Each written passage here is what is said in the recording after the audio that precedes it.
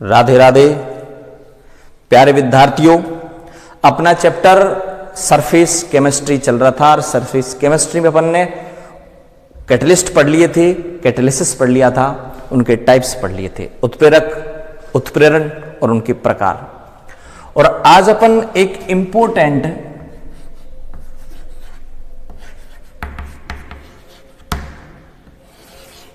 Catalyst की चर्चा करते हैं और जिसका नाम है जियोलाइट। तो अपन जियोलाइट की बात करते हैं। देखो जियोलाइट क्या है? जियोलाइट एक एल्यूमिनो सिलिकेट्स है। एल्यूमिनो सिलिकेट्स का मीन्स क्या होता है भाई? कि ये जो सिलिकेट्स होते हैं ना, इन सिलिकेट्स में SiO, SiO, SiO ये बॉन्ड स्ट्रक्चर होती है। अगर आप कुछ सिलिकॉन को रिप्लेस कर दें एल्यूमिनियम द्वारा तो स्ट्रक्चर ये बनेगी SiO, Al, O, Si। ठीक है, एल्यूमिनियम आ गया। तो अब इन्हें कहेंगे आप एल्यूमिनो सिलिकेट्स। तो ध्यान रखना, जियोलाइट एक एल्यूमिनो सिलिकेट्स होते हैं। ठीक है, अगली अपन अगर इनकी बात करें तो इनमें बहुत छोटे छोटे छिद्र होते हैं, पोर होते हैं, और ये जो पोर होते हैं इनका साइज ये होता है भाई 260 से 740, 260 से 740 pm, ये इनका साइज होता है। यानी इनमें छोटे छोटे छिद्र होते हैं, है ना, कैविटीज होती हैं, और इन कैविटीज में या इन छिद्रों में वाटर मॉलिक्यूल्स होते हैं, पानी के अणु उनमें प्रेजेंट होते हैं। इसलिए आप इन जियोलाइटों का एक जर्नल फॉर्मूला ये देंगे,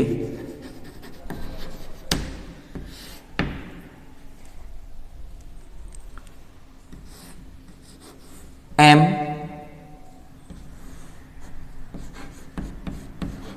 AlO2 SiO2 H2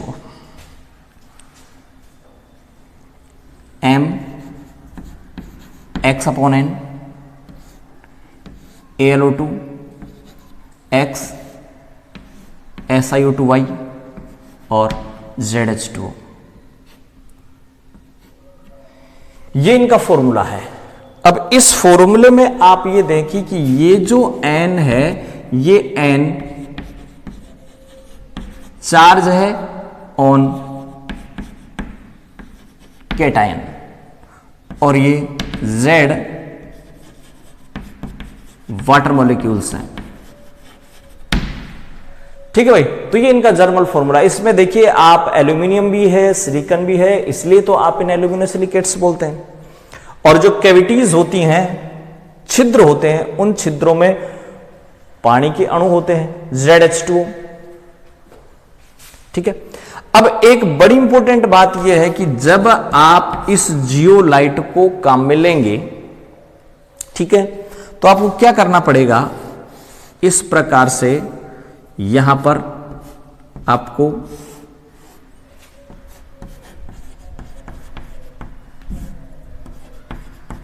वैक्यूम रखना पड़ेगा, निर्वात, और इस वैक्यूम में आप जियोलाइट को रख दें,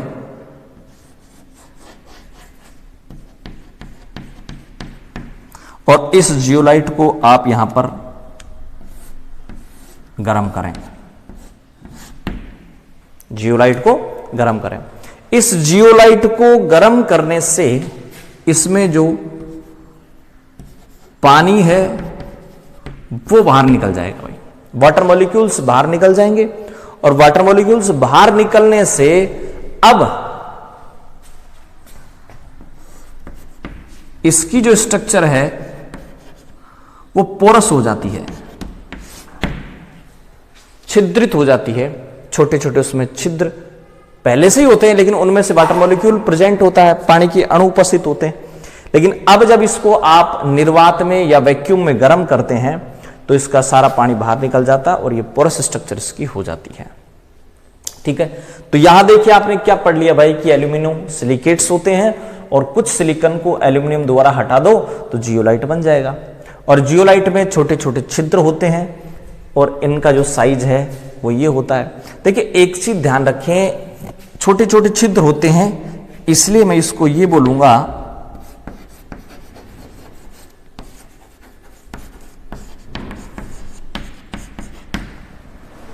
हनीकॉम्ब लाइक स्ट्रक्चर। मधुमक्खी का जो छत्ता होता ना भाई, उस मधुमक्खी के छत्ते के जैसे इसमें इस प्रकार से छिद्र प्रेजेंट होते हैं। ये लो, तो मधुमक्खी का जो छत्ता है हनीकॉम्ब, उसके जैसे स्ट्रक्चर होती है और इन छिद्रों में जो साइज है वो ये होता है। क्लियर बात भाई? जियोलाइट की स्ट्रक्चर चल रही है, उबलता हुआ पत्थर भी इसको बोला जाता है। ठीक है, ये फॉर्मूला हो गया। एन क्या है, जेड क्या है, इसको काम में लेने से पहले आप क्या करेंगे, ये जियोलाइट के बारे में कुछ जानकारी होगी। आगे अपन चलते हैं, देखो जियोलाइट के बारे में और चर्चाएं करते हैं।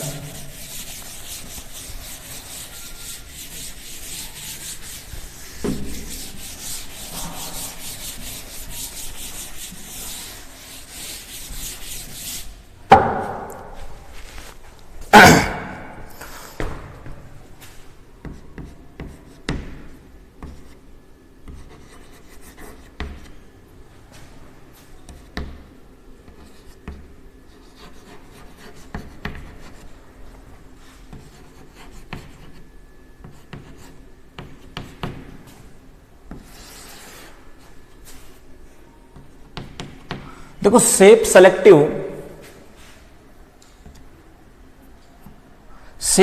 कैटालिसिस क्या होता है। अब इस शेप सेलेक्टिव कैटालिसिस की बात करते हैं। जियोलाइट ही चल रहा अपना। शेप सेलेक्टिव कैटालिस्ट का मीन्स ये होता है, या कैटालिसिस का मीन्स ये होता है कि ये अपने पास जो जियोलाइट है,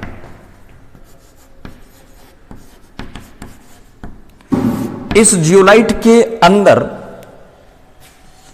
इस प्रकार से देखिए, ये जियोलाइट है मान लीजिए सपोज, और इस जियोलाइट के अंदर ये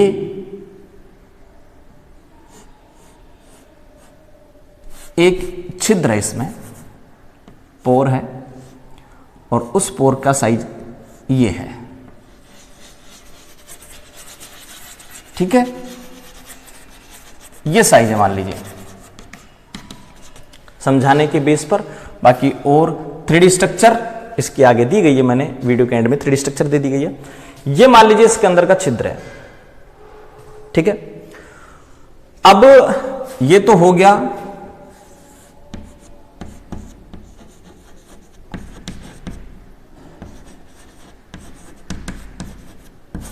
जियोलाइट का छिद्र। अब जो रिएक्टेंट है वो रिएक्टेंट ये रहा। अब रिएक्टेंट मान लीजिए अपने पास दो हैं। एक रिएक्टेंट आपके पास ये है,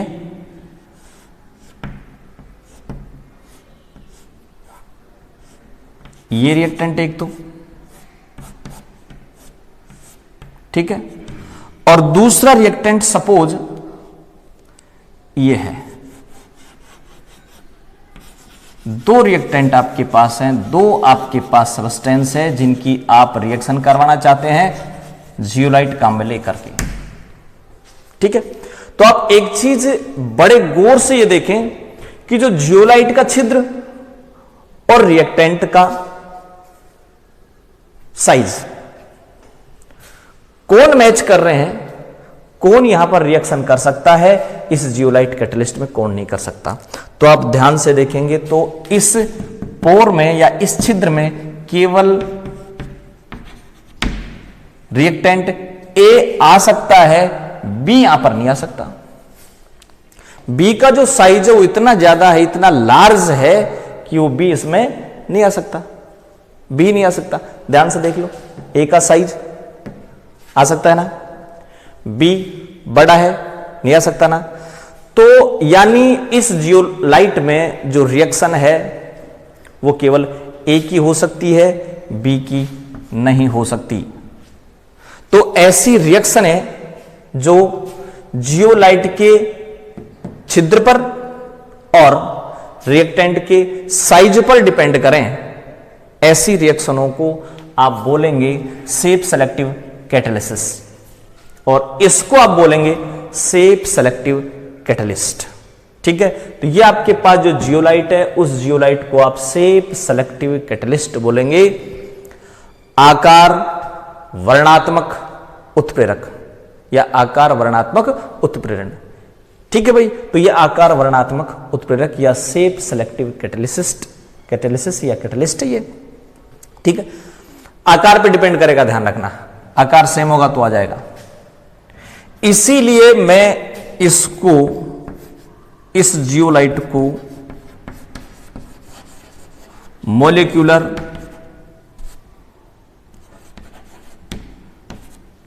सीव्स बोलूंगा। मॉलिक्यूलर सीव्स यानी ये एक चलनी है जिसमें से ये तो जा ही नहीं सकता, केवल ये जा सकता है, तो आप इसको मॉलिक्यूलर सीव्स भी बोलते हैं, सेफ सेलेक्टिव कैटलिस्ट भी बोलते हैं।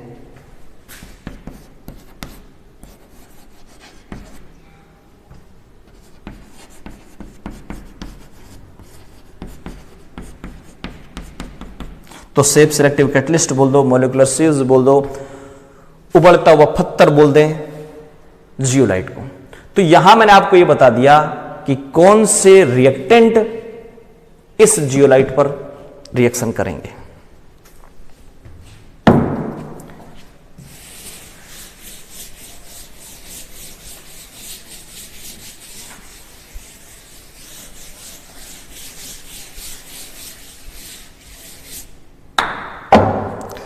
अब देखिए, अपन बात करते हैं इनकी यूज की। तो इनका यूज कहां कहां है जियोलाइटों का, वो देखते हैं अपन।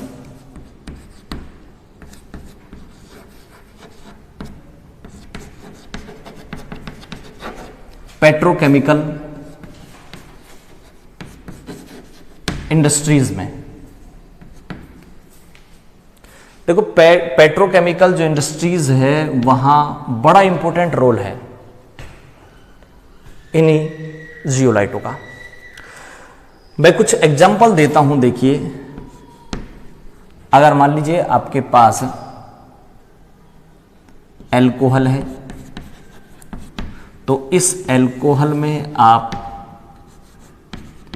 ZSM5 डाल दें, तो ये ZSM5 इस एल्कोहल का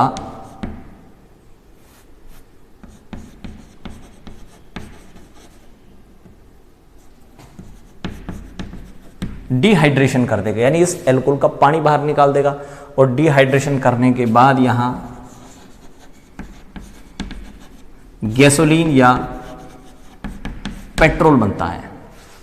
तो ये जो ZSM5 है, ये ZSM5 बड़ा इंपॉर्टेंट एक जियोलाइट है। ठीक है भाई,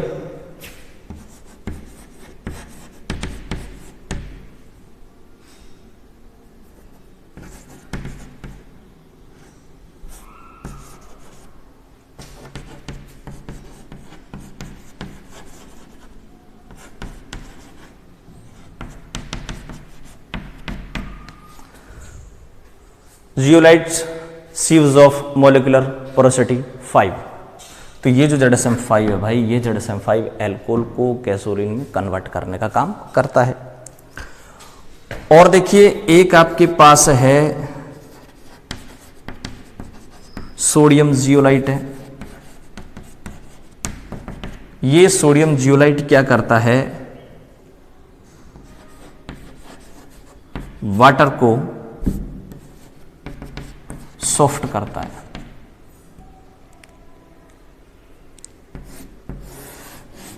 वाटर को सॉफ्ट करता है। तो पानी को सॉफ्ट करने में भी ये सोडियम जियोलाइट काम आता है। और यहां ये सोडियम जियोलाइट काम करता है भाई आयन एक्सचेंजर का। आयन एक्सचेंजर का काम कैसे करेगा थोड़ा बाद में बात करूंगा मैं, ठीक है। और इसके जो यूज हैं वो और देखें भाई, अगर मान लीजिए आपके पास ऑक्टेन है और इस ऑक्टेन में अगर आप ये कैटलिस्ट काम में लें, जियोलाइट काम में लें, तो ये इस ऑक्टेन को चेंज कर देगा भाई किसमें, mixture of C1 C2 C3 hydrocarbon में। Mixture of C1 C2 C3 hydrocarbon में चेंज कर देगा। और इसके यूज देखें,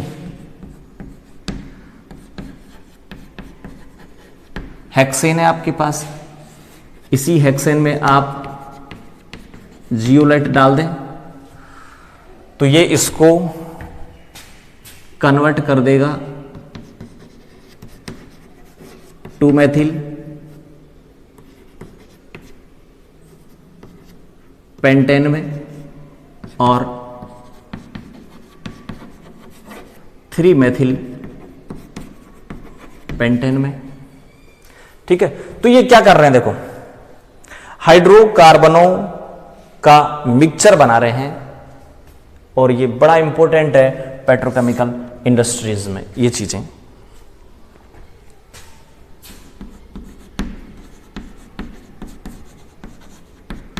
सिंथेसिस ऑफ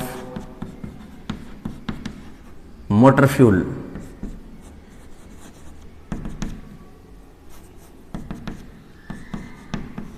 HY जियोलाइट।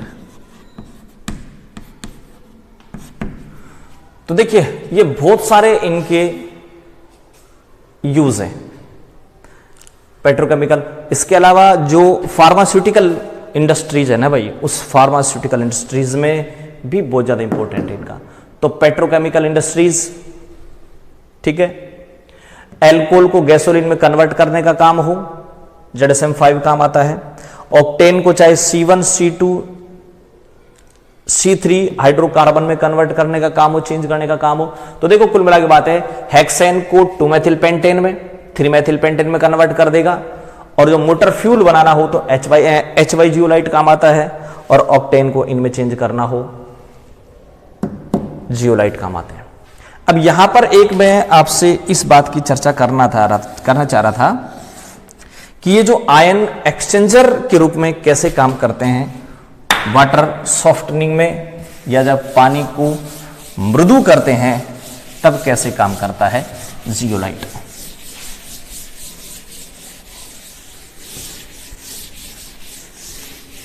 कैसे काम करता है सुनो, ये आपके पास पानी है और इस पानी में अगर कैल्शियम +2 और Mg+2 आयन अगर इसमें प्रेजेंट है तो आप इसे हार्ड वाटर बोलेंगे। तो ये हार्ड वाटर है जिसमें कैल्शियम और मैग्नीशियम आयन हो, हार्ड वाटर। आपको क्या करना है, इस कैल्शियम मैग्नीशियम को आप हटा दें तो वो सॉफ्ट हो जाएगा। तो अगर हार्ड वाटर को सॉफ्ट में कन्वर्ट करना है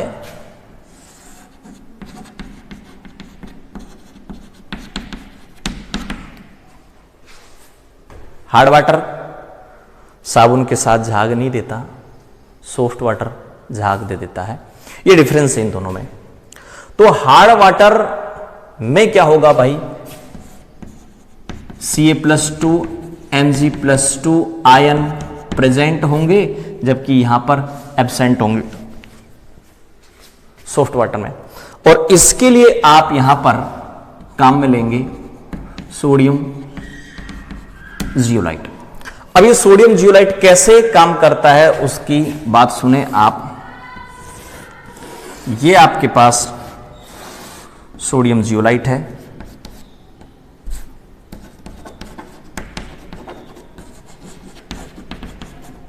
ठीक है। और इस सोडियम जियोलाइट में इस प्रकार से ये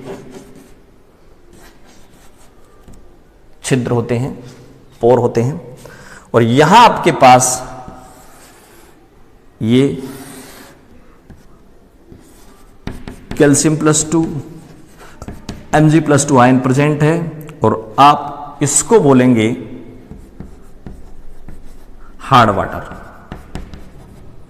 ठीक है, तो हार्ड वाटर को आप भेज दें किसमें, हार्ड वाटर को आप भेज दें सोडियम जियोलाइट में। तो इसमें होगा क्या भाई कि ये कैल्शियम और मैग्नीशियम आयन तो इन्हीं छिद्रों में फंस जाएंगे। कैल्शियम मैग्नीशियम आयन के कारण हार्डनेस है, कठोर जल बोलेंगे आप इसको। तो ये जो इसकी कठोरता है, ये इसकी जो हार्डनेस है, ये कठोरता या हार्डनेस कैल्शियम मैग्नीशियम आयन के कारण आती है। और ये कैल्शियम मैग्नीशियम आयन तो फंस जाते हैं इन छिद्रों में भाई। ठीक है, और बाहर अब जो पानी आएगा उस पानी को आप सॉफ्ट वाटर बोलेंगे, और इसमें कैल्शियम मैग्नीशियम आयन यहीं रह जाएंगे, और ये जो सोडियम है ये उस पानी में मिल जाएगा। ठीक है, आप उसको इस प्रकार से लिखेंगे कि अब पानी में Na+ प्रेजेंट है। तो ध्यान रखना, ये जो कैल्शियम मैग्नीशियम आयन है ये छिद्रों में रह जाएगा, और अब जो पानी बाहर निकलेगा उसमें सोडियम आयन प्रेजेंट होंगे।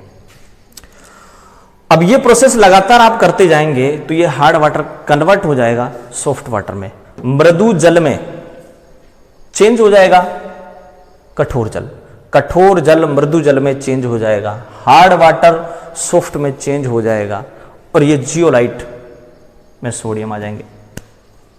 ठीक है, इस रिएक्शन को मैं ऐसे लिखूं, देखो कि मान लीजिए मेरे पास Na2Z है, Na2Z सोडियम जियोलाइट को लिख रहा हूं मैं, और ये Na2Z रिएक्शन कर रहा है Ca+2 के साथ या Mg+2 के साथ।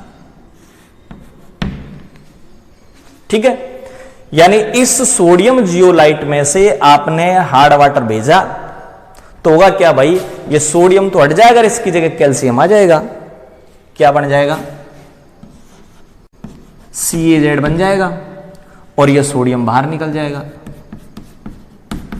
और यह सोडियम किसके साथ आ जाएगा, इस साइड आ जाएगा। अब यह बन गया CaZ। ठीक है, अब ये जो कैल्शियम जियोलाइट है, पहले ध्यान देना सोडियम जियोलाइट था, अब कन्वर्ट हो गया कैल्शियम जियोलाइट में। अब जब ये कैल्शियम जियोलाइट में कन्वर्ट हो गया तो अब ये काम करेगा ही नहीं। अब काम नहीं करेगा तो अपन क्या करेंगे, इस कैल्शियम जियोलाइट को अगर मैं NaCl के बिल्कुल गाढ़े घोल में डाल दूं तो वापस क्या होगा, कैल्शियम हट जाएगा और सोडियम आ जाएगा। क्या बन जाएगा, वापस Na2Z बन जाएगा, CaCl2 बन जाएगा। ये इस सोडियम जियोलाइट का एक्टिवेशन हो गया कि लगातार जब ये काम करेगा तो इसके जो छिद्र हैं वो सारे के सारे ब्लॉक हो जाएंगे कैल्शियम और मैग्नीशियम आयन से। उसके बाद ये इस हार्ड वाटर को सॉफ्ट कर नहीं पाएगा। तो इसको एक्टिवेट कैसे करें, इसको एक्टिवेट करने का तरीका है कि आप इसको NaCl के एक गाढ़े घोल में पटक दें। ठीक है, तो ये हो गया हार्ड वाटर को सॉफ्ट वाटर में कैसे कन्वर्ट करता है सोडियम जियोलाइट। ठीक है, और उसके अलावा इस सोडियम जियोलाइट को जब ये कैल्शियम जियोलाइट में कन्वर्ट हो जाएगा तो इसको वापस सोडियम जियोलाइट कैसे बनाए या इसको एक्टिवेट वापस कैसे करें ताकि बाद में वापस काम कर सकें।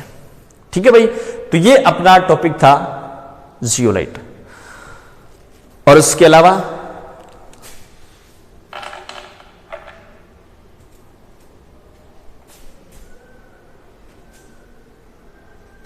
अपना जो स्कूल है उस स्कूल का रिजल्ट बहुत बेहतरीन रहा। इसके लिए सभी जो स्टाफ हैं, टीचर हैं, उनको मैं बधाई देना चाहता हूं। जिन स्टूडेंट ने बहुत अच्छा रिजल्ट दिया है उनको भी मैं बधाई देना चाहता हूं। और हमारे स्कूल के जो मनोज सर, सुनील सर हैं, उनको भी मैं बधाई देना चाहता हूं कि उनकी वजह से ये बेहतरीन रिजल्ट लगातार हम देते आ रहे हैं। और अभी भी हमारा यही प्रयास है इसी लॉकडाउन में भी कि आपको बेहतरीन से बेहतरीन दिया जाए। ठीक है, और इसी श्रृंखला को जारी रखते हुए कल फिर मुलाकात होगी। धन्यवाद।